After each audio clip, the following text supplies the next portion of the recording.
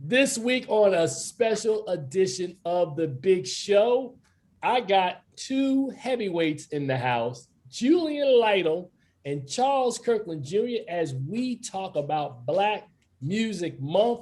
In addition, we will have reviews of what I am referring to as the Black F-Vengers, F9, as well as a preview of Questlove's new, as he called it, his new John, Summer of Soul.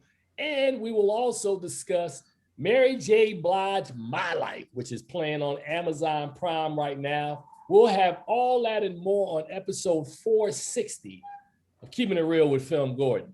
Let's go. All right, and welcome to the latest episode of Keeping It Real with FilmGordon. I am Tim Gordon. I am joined by my sidekick, partner in crime and cinematic crime, because we ain't really trying, we too old to be trying to stick people up for real, but we will stick you up in that movie theater. Me and Charles Kirkland Jr. What's up, bro? Speak for yourself. I'm never too old to stick somebody up.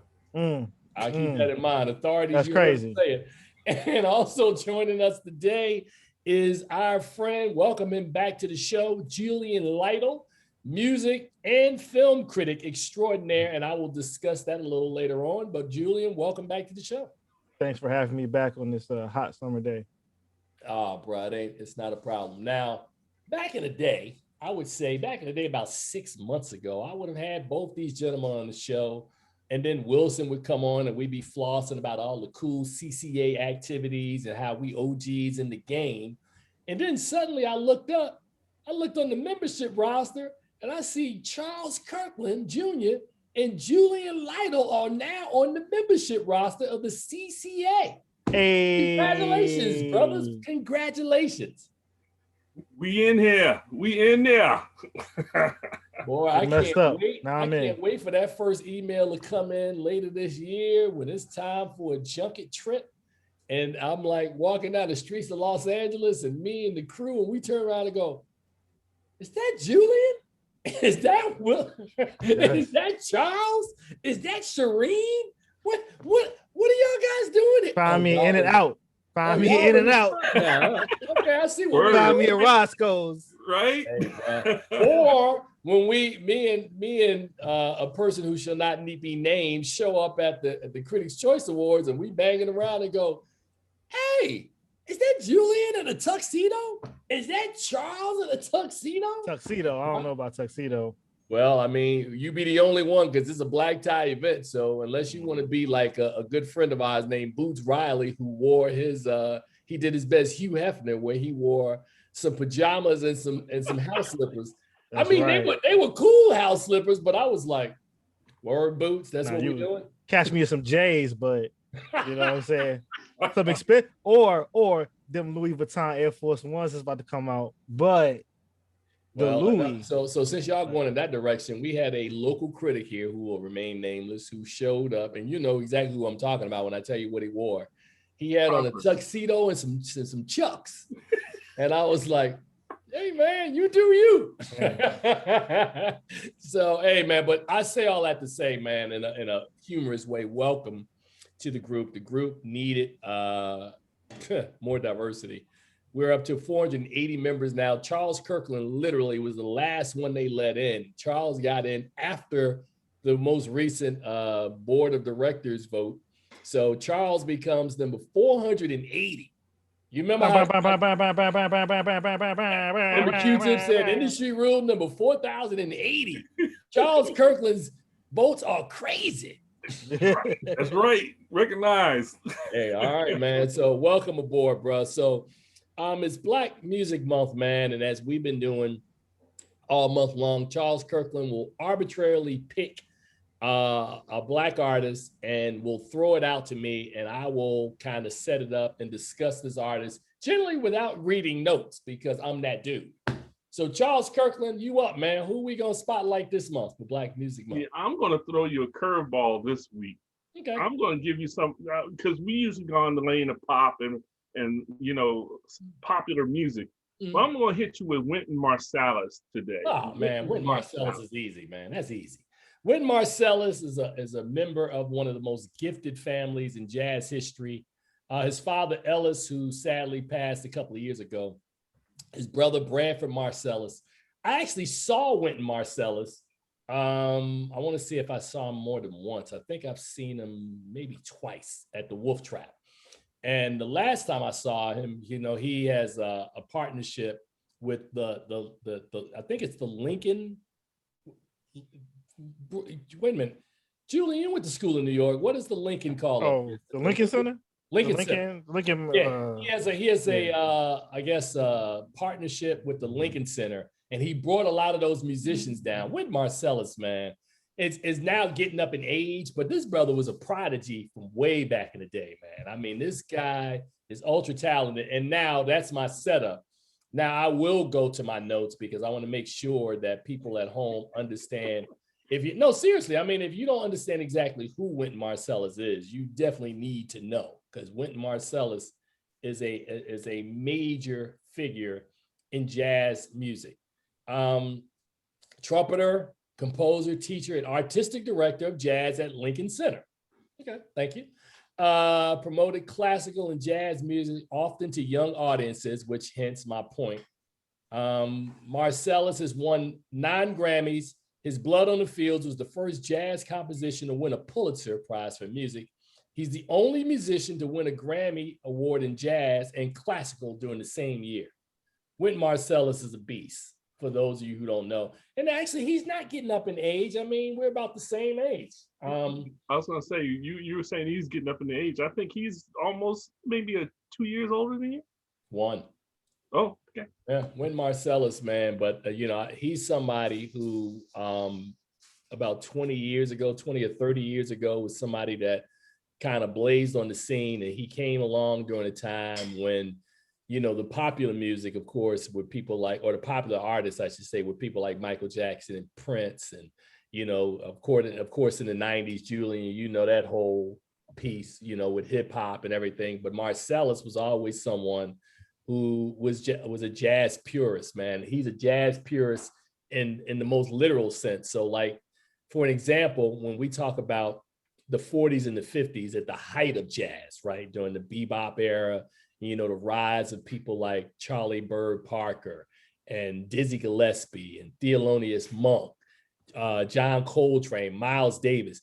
Marsalis is the type of artist who would have fit into that period perfectly. Like, it wouldn't have to be like, we have to, no. He is a scholar who would have fit in that period. And he came along during a time when jazz wasn't as prevalent now in like the 80s and 90s as it was during that time period. And he still stands out as a master artist, man. So Kenny G era, that's when it became elevator music.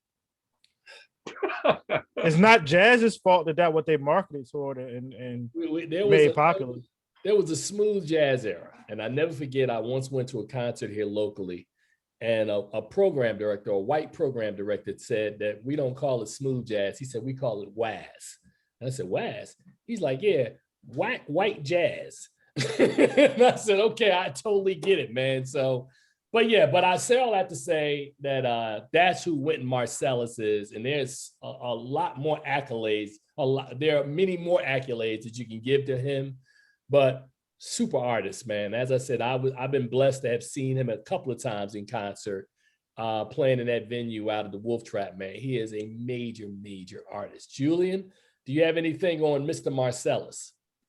Nah, it just seems like, I guess the reason why he can seem so old, because he's been in like an authority figure of jazz, at least for the last, 20 some odd years.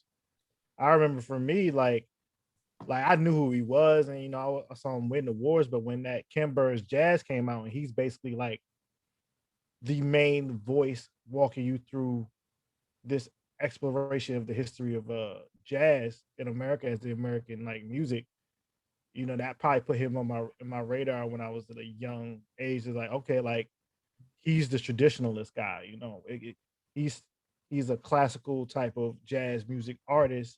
And then there's everybody else from him, and it's at a good place that he's still out here bringing young people in as we're in this like interesting rebirth of jazz, thanks to Kamasi Washington, Robert Glasper, Thundercat, and a lot of others, and how they mix in with certain things. Also working with people like Questlove and the Roots, or getting in there with D'Angelo as D'Angelo kind of jumps all over the place in regards to his musical exploits. So I like Wynton Marsalis. He's important. He's still out here. He's still telling people, spreading jazz, making sure it's a part of the culture, American culture. I don't like using the culture too much because the internet. But right. No, I got you. Well, I mean, since this is the last week of Black Music Month, and to be perfectly honest, we have not really.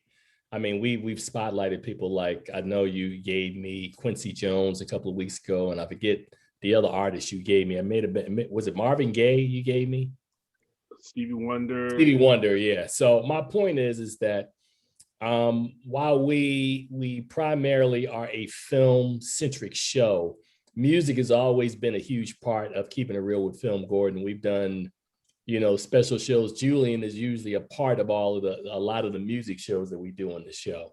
And it's funny because I tell people all the time, when I was young, there were 3 different tracks that I was on professionally, and I had to make a choice at some point. I loved movies, I loved sports, and I loved, either politics or something else that I really loved a lot.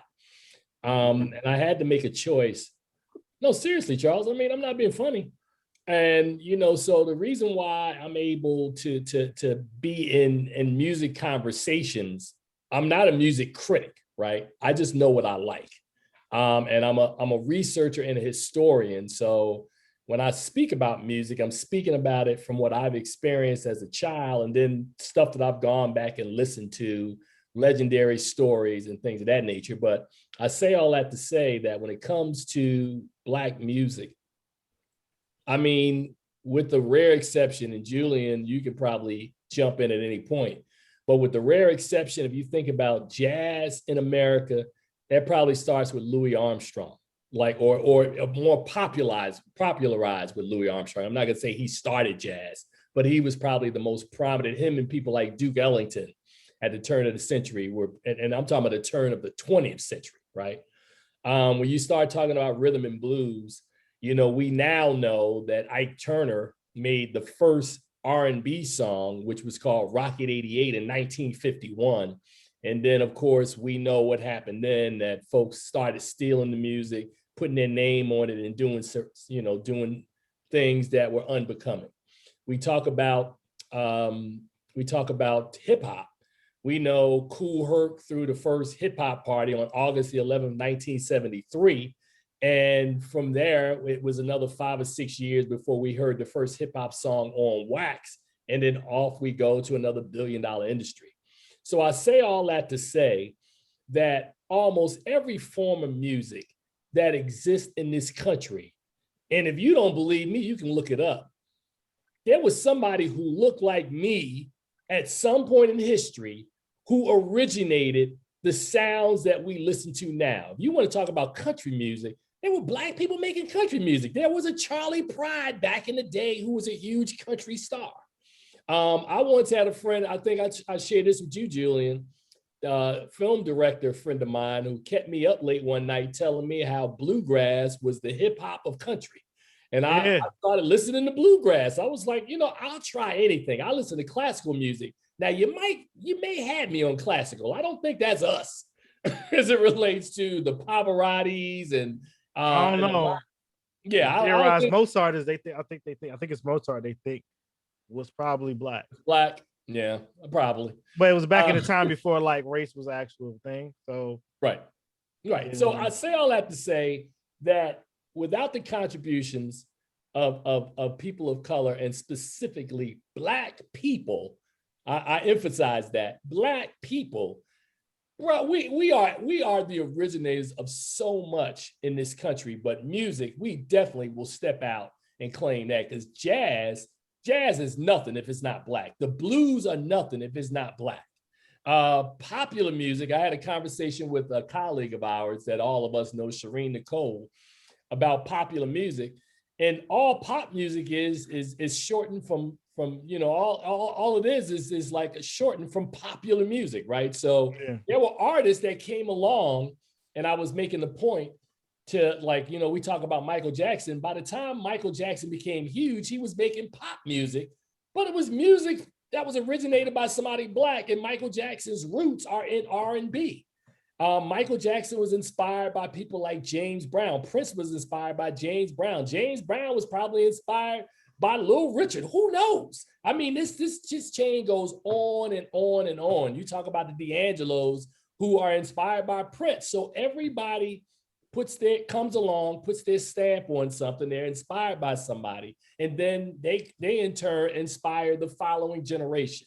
You know, you have people who are inspired by Janet Jackson. Janet Jackson was inspired by somebody else, Lena Horne or Josephine Baker, and on it goes. So that's my spiel about Black Music Month. Julian, I give it to you next, man. What are you thinking about the overall history and our contributions for Black Music Month, which is a month we should have Black Music Year, because there's so much Black music. Everywhere you turn, you're bumping into Black music. Oh, snap, jazz. Oh, damn, blues. Oh, damn, hip hop. It's all our music. Yeah, I think it's interesting how Black Music Month also shares with Pride as a larger mainstream celebration, and how that connects to, you know, how Pride was started by a Black trans woman, and with the birth of house music after the racist destruction of disco. And how, you know, basically how much of Black folks, especially Black, you know, queer folks and brown folks, because people sometimes want to leave out all them Puerto Ricans who was involved, and how it basically made this music, and how Detroit made techno, Baltimore made their own versions of dance music, which then, you know, spread up to Jersey to make Jersey Club. Then that joint, you know, of course it was in New York too, but they don't get to claim that they didn't create this one. You know, that's Chicago and Detroit. And how it went across the pond, and then all the Black folks in London took it to another level. And over here we get jungle and drum and bass and all that type of stuff. And, you know, back when they want to call it EDM, it always makes you feel the way. It's just like there's so many different forms, and they're distinct, and they come from certain areas. So I think that's probably the next big move on explaining the history, because we get to a point where a lot of people do know the history of hip hop and how, you know, rap music specifically. And we got a lot of people teaching that in colleges and in schools, and, you know, rappers who may not become big names end up going into education and teaching kids. Now we got to a point we have a understanding of rap music, like we have an understanding of jazz music. I would say 20 years ago, I was a real push to teach this history. So I think the next thing will be dance music, because, you know, you get disco, and then it gets killed, and it becomes dance. It becomes a bunch of other things, because those white folks couldn't blow it up. You know what I'm saying? They tried to ruin the whole baseball game. It's because they can't dance, you know, and then they just came back even more fire, you know. But I think that's the next phase. You know, gotta have something new. It's the new Roaring 20s, hopefully. You know, so All we right, have it. oh, I'm sorry. I didn't mean to cut No, you. that's it. That was ended. Okay, no. And Charles Kirkland, what's your takeaway on Black Music Month? And again, same question that I asked Julian, our contributions in this format. There's a new special on Netflix called This Is Pop, where they try to and tell us what the origins of pop music were and where they came from. And the first episode is about how Boyz II Men influenced a whole generation of music, and how they dominated the 90s. But they spent a very little time talking about the sources that inspired Boyz II Men. They very lightly mentioned New Edition, and to the fact that Michael Bivins was the producer of them, and, you know, they kind of glossed over that New Edition was an inspiration.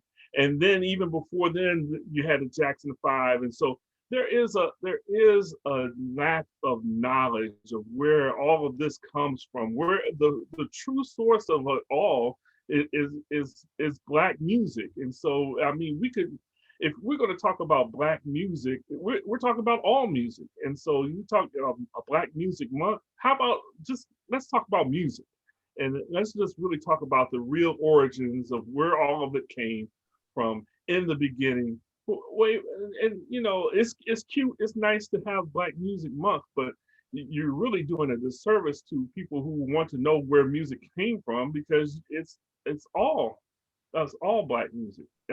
Everything we listen to has origins in Black music, and you go back to Robert Johnson, starting with blues, and which gave us the origin of country and everything else that we listen to. So I mean, we are the progenitors of it all. So yeah, that's all I have to say about it. Well, it's interesting because, I grew up at a time where, you talked about the Temptations and the Four Tops and all these Motown groups, but these groups were also inspired by guys who were the doo-wop groups. You think about people didn't remember until they saw Versus that the Isley Brothers had hits in the 50s.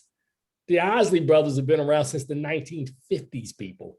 So my point is that all this music, man, and I agree with Charles and I agree with Julian, all this is our music, man. I mean, there's maybe a couple of different shades of this art form and of all music that might not be us, like that whole metal piece and rock. I mean, I know there's some people. No, I said there's some people that I know that play it.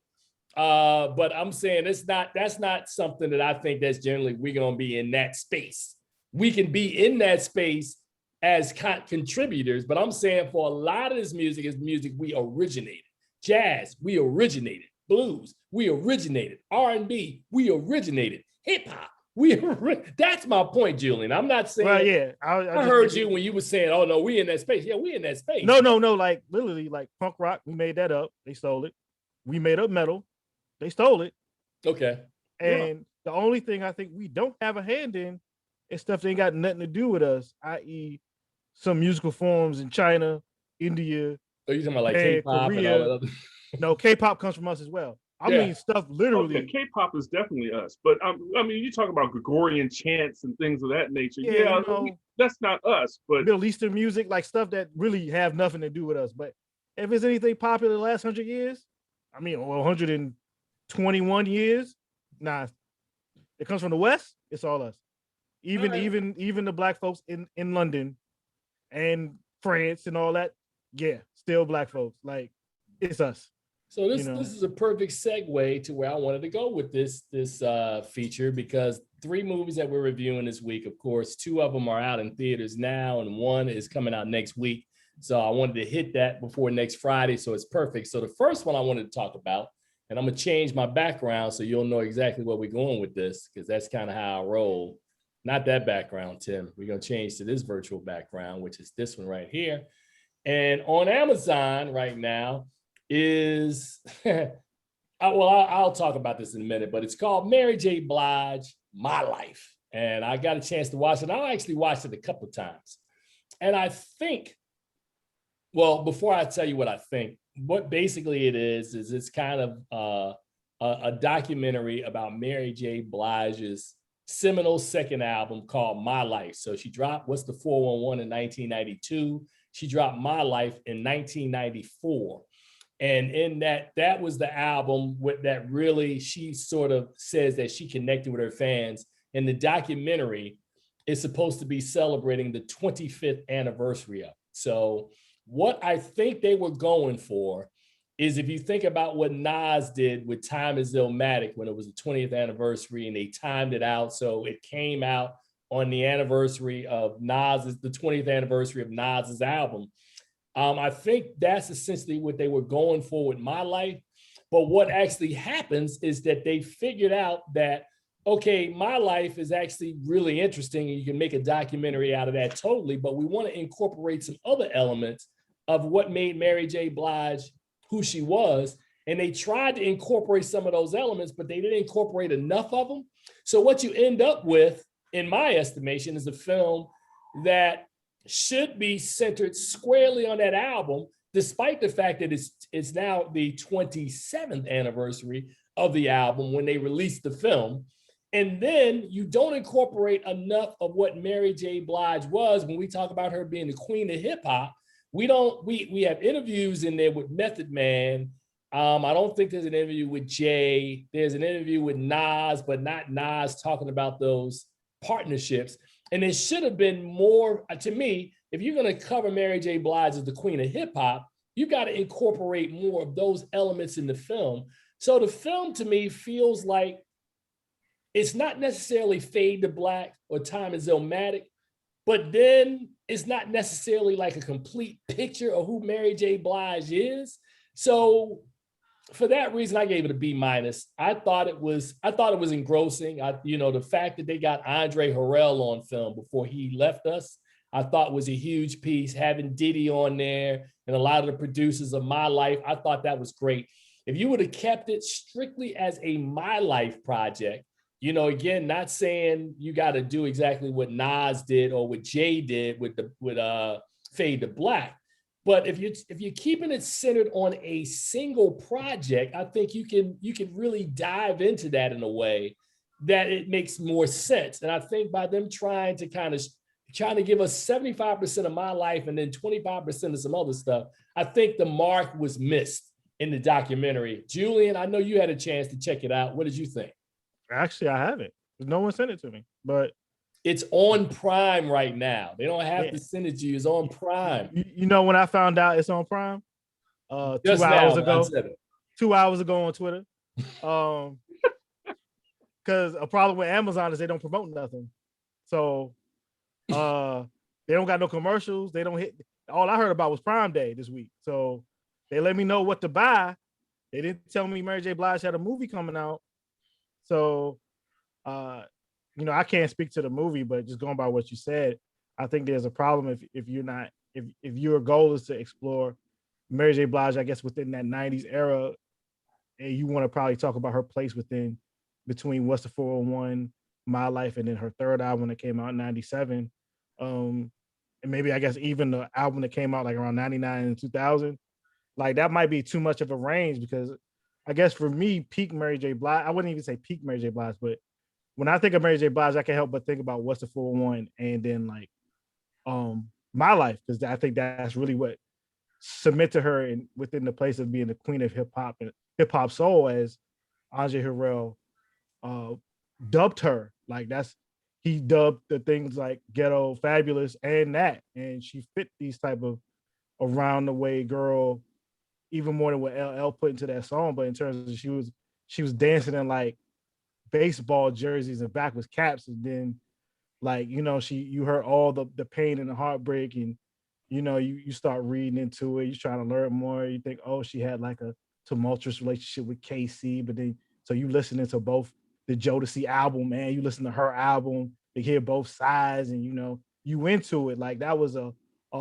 whole range of a generations of women's, like Black women's pain and anguish and heartbreak and love and everything. Like when you think of, I think of Generation X Black women, it's like Mary J. Blige is that voice. Yes, she is. That leads to you don't get to the Beyonce and her current place of speaking for a generation of Black women without Mary J. Blige, which is, I like the fact that Mary J. Blige also is getting into acting. So we get to see her in Power Book 2, basically being like a cartoon version of kind of what she was in the videos of her heyday. So yeah, I'm going to watch it after this, because now that I know it's up. Thank you, Amazon. All that money I give you, and you can't let me know that you got movies besides Mrs. Maisel out. Good looks. Thanks. Is a new season of Maisel out? I don't know. They promote it like it's always out. No, like it's always sorry, new. Man. I like that show. It's okay. There's only so much, Jewish American princess I can take. Wow. All right. So getting back on point. So Charles, did you get a chance to see Mary J. Blige's documentary My Life? Well, unlike our esteemed brother Julian, I knew that the film came out because I'd seen a couple interviews about it, but I hadn't had a chance to watch it because wow. I'll be the first to say I'm not the biggest Mary J. fan. I mean, I appreciate everything that she's done, but for me, she doesn't never. I wasn't there for her. And I can understand why they would My Life, and they would probably stop there, because the Share My World is such a different album as in contrast to what she did with What's the 411 in My Life. So I mean, the evolution continues on for her, and I've come to appreciate her more now than I did back in the day because again, she was a voice to a group of people I wasn't a part of. I wasn't into all the hip hop female stuff that she was promoting. So, I mean, I respected her for what she did, but I just didn't feel her like some other people did. So she was okay to knock the hustle though. She was okay to knock the hustle.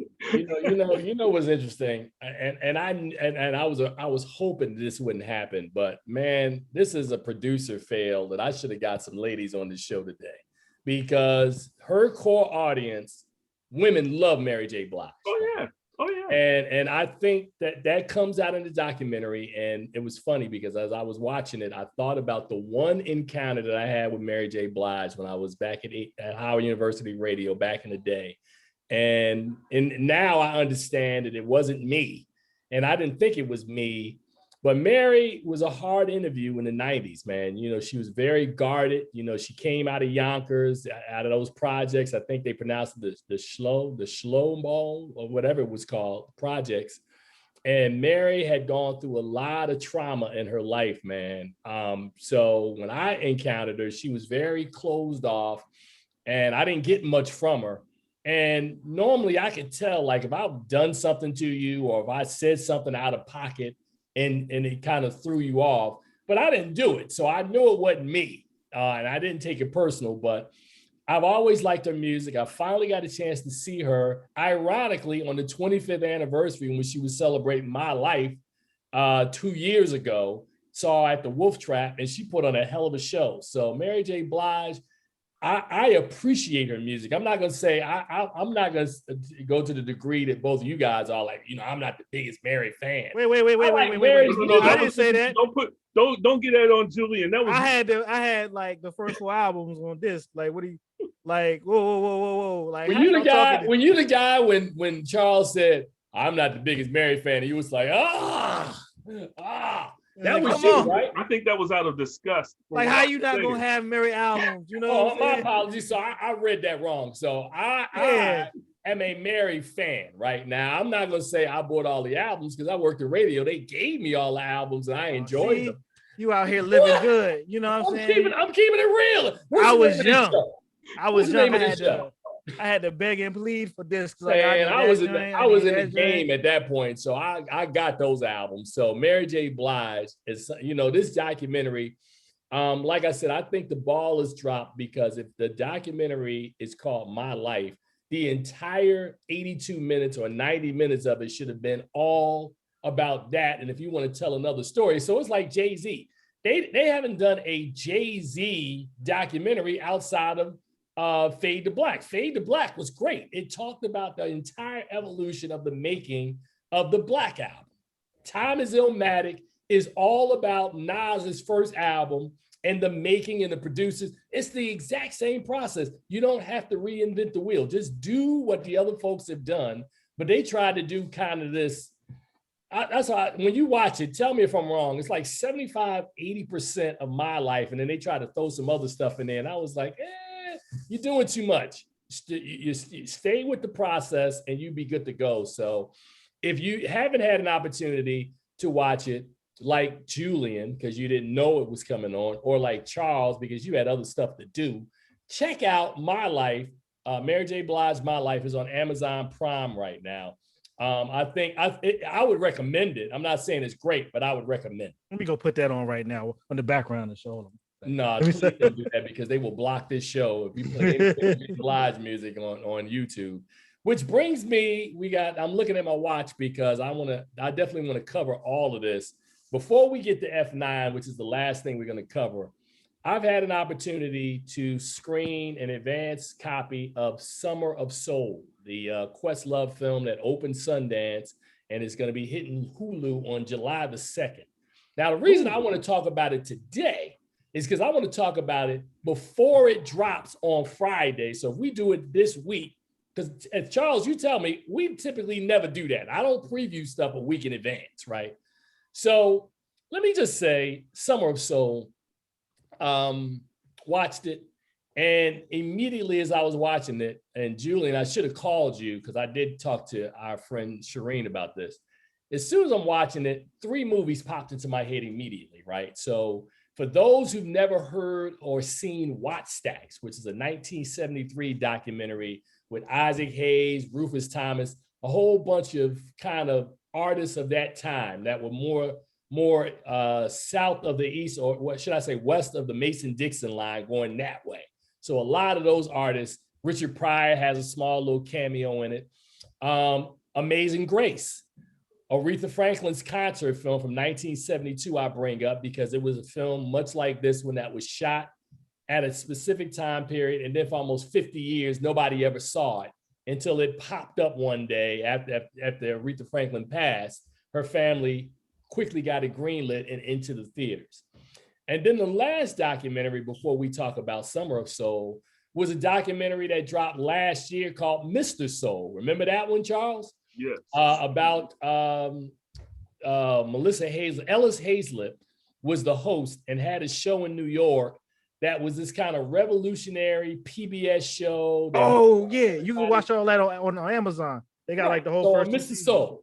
Now, I say all that to say that along comes this movie from Questlove about an event which is really interesting about how Black history has been buried.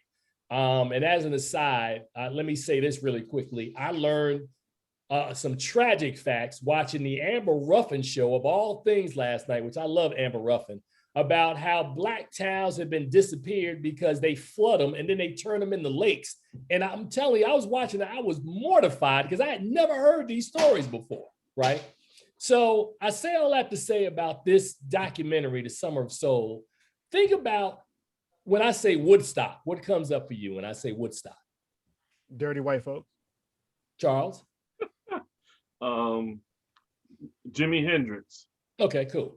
Now, what if I told you that there was another music festival that happened literally at the same time featuring legendary Black artists in Harlem, and nobody knew about this until Questlove came up with this documentary? Have you ever heard of the Harlem Cultural Festival? Not until I heard about the movie, and then I researched it. But but just to say this, I spoke about the Netflix thing. This is Pop. They have an episode devoted to festivals and how the festival experience and where it came from, how it grew, and they make no mention of this festival, none whatsoever. All right, wait, hold on a second, so we can get to this because I want because there was a level of outrage about this, right?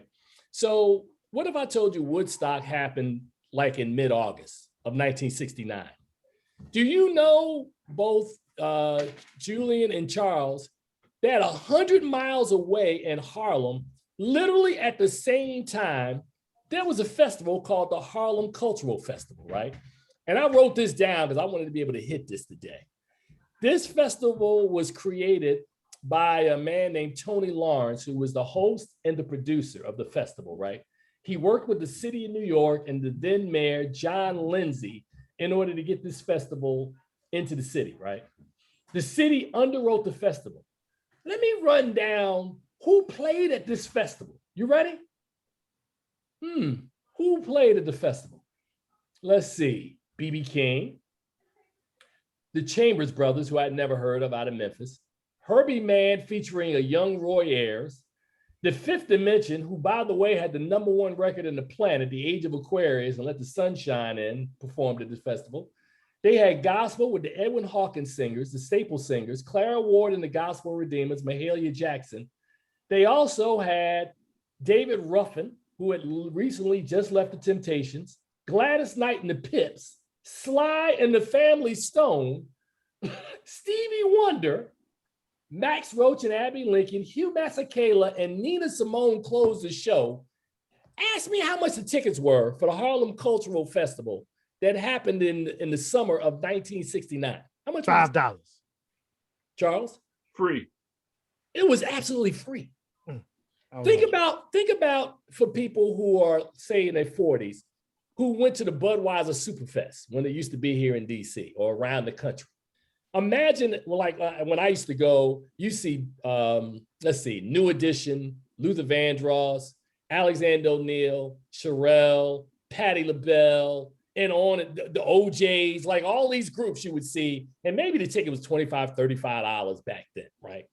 But can you imagine all those artists I just named you? And I'm talking about legendary artists. You're talking about Nina Simone, Mahalia Jackson, Stevie Wonder, the Fifth Dimension, the Staple Singers, and B.B. King, all at least just touching the stage and performing for nothing. For nothing. I was outraged. They shot this video, Julian and Charles. It sat in a basement of somebody's house for 50 years. 50 years. And they buried it, this history. Like nobody knew about this. I was lucky this morning because I belong to a men's group in my church. There was a guy in my men's group who actually went to the concert. I almost had him come on the show today to share his experience. But this movie, the thing that I think they get right, and I think they do much better than all the documentaries when I talk about Watt Stacks and Amazing Grace and Mr. Soul, what they get right about this documentary is that you get these great performances, but what you also get is to understand the sense of outrage, to know the context of the show, that a year earlier, Dr. King had been assassinated, that 4 years earlier, Malcolm X, who was a son of Harlem, had been assassinated, that we had lost John Kennedy, we had lost Robert Kennedy, and this sense of hopelessness in the country. All of the turmoil around the Democratic National Convention that also happened in 1968. Cities burning down in 65 like Watts, riots in my hometown, Newark, New Jersey, Washington, D.C., Baltimore, Detroit.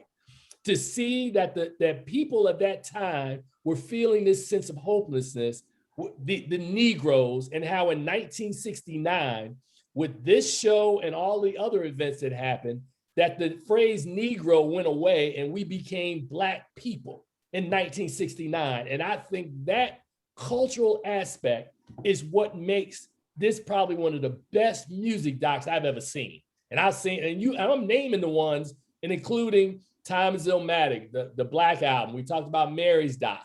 So our music is always going to be front and center, but I think the attitude in tying in the sense of what Black people were feeling, the rage, the revolution, everything happening on the streets, and how all that gets channeled into the music. And it's even excellent the way they do it, because early in the show, they bring interviews on with people like the surviving members of the Fifth Dimension, and how they're watching. I think what they did, which was really interesting, is they had people who were there watch the show, and you can see the emotion well up in people. Like the Fifth Dimension talked about how they were considered this pop act and people didn't really know who they were, and how excited they were to be in Harlem, to play in front of, at the time, I think 300,000 people attended the festival, but this particular day, there were 50,000 Black folks in Mount Morris Park in Harlem. They were in trees, they were pushing back. There were beautiful brothers and sisters, dashikis, African headdress. I'm getting emotional talking about it, because I'm mad, because a person who I think knows a lot, how did we not know that this event existed? How did we not know? How has history washed us over to the point where there are things we've done we don't even know about? So I'll leave that there. Any thoughts about the Summer of Soul, which I think is must see viewing? And if I had to give it a grade right now, I'd give it an A+, because the fact that I could see young Stevie Wonder and then listen to Stevie Wonder now talking about how that event led him to go through his classic period in the 70s, to be an activist for Dr. King's birthday and all the philanthropy that he has done, to show a young Sly Stone rocking out, a young, to see the passing of the torch of Mahalia Jackson 3 years before her death, passing the torch to Mavis Staples, who I've actually met, and to listen to how she talked about that being the most impactful and important day of her life. Summer of Soul is just genius. Genius. Man, I can't wait to see this movie. Bruh, genius. It's on Hulu Friday. You know why there's no promotion of this? I mean, you never heard about this festival before, because it couldn't be spun. There was no violence. There was no hate. Everything was love and beautiful. It was just all of us coming together. We had a wonderful time, and nothing happened. So there was no spin that could be put on it so that's why nobody's ever heard of it. Nobody could say anything that would say, oh, well, these guys got together and here, this is what happened. No, there was nothing to say about it. That's why it got buried. It's probably just some dope stuff people talked about in the neighborhood, and then it just went away. Because the only reason we know about Woodstock is because they had a movie out like right after it was finished, and the movie won an Oscar and all this other crazy stuff like this. And then once you get to the FM era, to change from AM to FM, and then you get MTV, and then rock becomes white. It was such a main thing that like, oh, this is great Woodstock thing, and it's like how they decided to start celebrating Studio 54 like 20 years after it closed down. It just they make this magical narrative. So Black folks I guess they just like, oh, that was just something dope that happened in Harlem. But maybe the Black folks in New York, it's like there's always some dope stuff happening in Harlem. It's Harlem. I can't explain it, but it's crazy how it just sat in the box, and then you got somebody like Questlove, once he find out, he's like, oh, he got the resources and the platform, he gonna put it out. Man, let me tell you something. I watched this, and that it ends with they had a couple of people who were there, and they talked about the mood in the neighborhood, how the Black families came, and they brought food and picnic stuff and chairs, and they were just camping out. They were selling sodas and fried chicken. The guy said, man, I think back on that day, he said, all I could smell is chicken and Afro Sheen. That's all that was in the audience, right? So I thought to myself, the only time that I've ever been at an event of any kind that had that type of pride that I felt was on October the 16th, 1995, when me and 999,000 other Black men all got together on the mall when Louis Farrakhan called for the Million Man March. And I remember that day and that pride and that feeling of everybody that permeated. Charles, were you there? I was there. Julian, were you at the Million I went Man to school. March? I went to school. Okay, yeah, man. Million Man March was pretty special, man. That was the one day that I bet if you went back and looked through the police blotters, there's probably no Black on Black crime on October 16, 1995, because we were too busy celebrating one another. And so that's what it sort of felt like, listening to them to talk about that day with so much reverence, man. So I would just say to you, man, July the 2nd, it drops on Hulu. I'm going to probably watch this thing like 3 or 4 more times before the end of the week, man, because it is really, really well done, man. Really well done.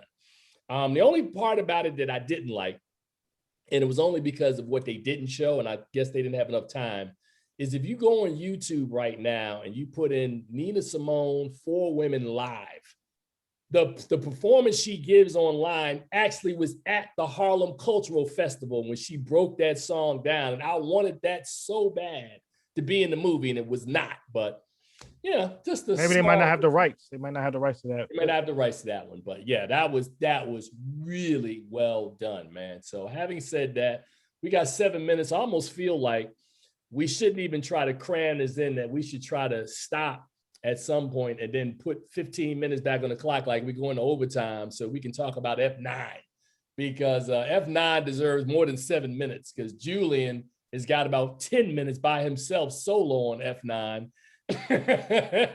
So I tell Black you what, Avengers 5. Black Avengers 5. you know what I'm saying? I wrote my review. I called them the F-Vengers, the Fast Vengers. So yeah, man. So I'm trying to figure this out. So before we wrap, because we're going to wrap a little early, man, because like I said, I think I want to do something. Y'all two, just talk among yourselves, man, on the rest of Black History Month, man. I'm going to go and create a second extended overtime edition so we can talk about F9. Well, Julian, you can go first.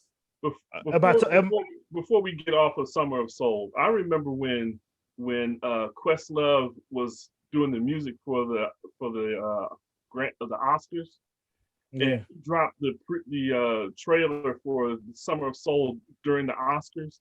Yeah. it really stunned me. I'm like, when did this happen? Where is this like something that he put together? I had to really go and research it because the trailer itself was fire. And I'm like, this can't really have existed. And I was shocked to see that this happened. And nobody's ever talked about it. I'm like, where did this come from? And to see that it happened at the same time as Woodstock, and again, Summer of Soul is fire. It must be seen. It just gives you the warmest feeling of pride when you watch it. Not just it's an excellent movie. Excellent movie. Julian? Yeah, well, again, I'm just something I want to see because I haven't had the opportunity.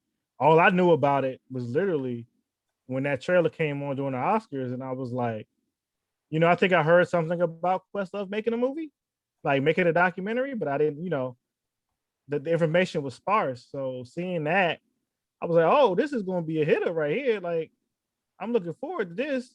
And then I just, waited till it comes on. Like, that's, as much as I just got into some of these things, I still ain't getting no special emails to go watch some of this stuff. So I'm gonna just watch it. Man. I'm gonna watch it when regular people watch it. So when it come on, I hear what Tim is saying about music documentaries. I actually like British BBC documentaries about Black American music because they seem to care a lot. And I'm surprised that they didn't even, because sometimes this stuff I learned from BBC documentaries about Black American music that is never talked about in America. And I'm like, all right, I'm glad I found my way to get this BBC stuff that I'm technically not supposed to have because I'm in America. But them dark waters of the internet gives me means to see a lot of things that is region locked. But yeah, like I'm looking forward to this because I think we need to step it up, in America, make these movies, make these stories so that we know not everybody gonna be me out here searching for British documentaries about something that happened in the 60s in America. Look, I know a couple months ago, Tim Gordon was lamenting about where's the Black joy? It's here. This is where Black joy is. Oh, no doubt, man. And I think the thing, man, like, and I didn't mention, like, I told you that in Watch Stacks, they had a small piece from Richard Pryor. Red Fox is a cameo in here, a young Red Fox, and also William Lester, and I forget there's another comedian that's in here, but it's pretty interesting, man. I mean, you got a little bit of everything, man. You got a Cuban, Puerto Rican influence, you got gospel, you got R&B, you got rock, you got everything, you got pop. I mean, so, and Stevie Wonder, man, watching him, you got to remember, this is 19-year-old Stevie Wonder before Stevie Wonder became Stevie Wonder. This is Sly when Sly was at his peak, man. You see a young Larry Graham, they talked about Drake's uncle in this joint too? Yeah, he's in there, man. And it's funny because one of the guys interviewed was talking about how nobody had ever seen Sly's band, right? And the show up and he had a white dude drumming and he had a couple of sisters, one on the trumpet. So, when you hear, yeah, I was like, it is an amazing testament to a time. It would almost be like if you put on a super hip hop concert now, filmed it, nobody saw it, and then like 2160 or 21, what year? This is 2161. It popped up 40 or 50 years later, and y'all like, oh my God. Y'all didn't tell me that was Jigga and Nas and this person and that. Well, wait. I expect that to happen with those them fresh tours that basically almost erase that to what it is, unless somebody who lived in that era. You like, what you mean they had a fresh tour that before they started before they like stopped having concerts with rap music? Like, what do you mean you had Public Enemy, the Beastie Boys, Run DMC, and blah, blah, blah, blah, traveling to stadiums and arenas. And then there was no arena tours until Puffy had the joint, and then the Rockefeller tour that's in the Backstage film. Like that was like a 10-year span where there was no tours. And then all of a sudden there was a tour. Then it got to a point where after Eminem got cold, there was no rap tours again. Right. We didn't start getting rap tours again until like Drake and Kendrick. You know, I gotta be honest. It's like there's gonna probably be a point where it's like, what do you mean? Like these? You mean LL Cool J, the guy that was NCIS? He filled arenas. Like yeah, pretty much. he filled arenas. Like all right, gents, we wrapping up episode 460 of the show. Stay tuned for the overtime edition because we're gonna talk. Julian, what are they called? Oh, the Black Avengers? Black Avengers 5? The Black Avengers the 5. Family? AKA F9. That's all Fast Saga. overtime. Keep it where you got it. Just check the links. You can subscribe. As we tell you guys in closing, please see something good at the movies next week. I gave you a movie that you can watch now on Prime, which is Mary J. Blige, My Life. We gave you a movie to look out for next Friday. So after you see episode 4 of Loki on Wednesday, be looking out for Summer of Soul when the revolution won't be televised on Friday, July the 2nd. And until then, on behalf of my entire crew, Julian Lytle, my boy Charles Kirkland Jr., man, we'll see you guys on the other side. You take care and enjoy your day.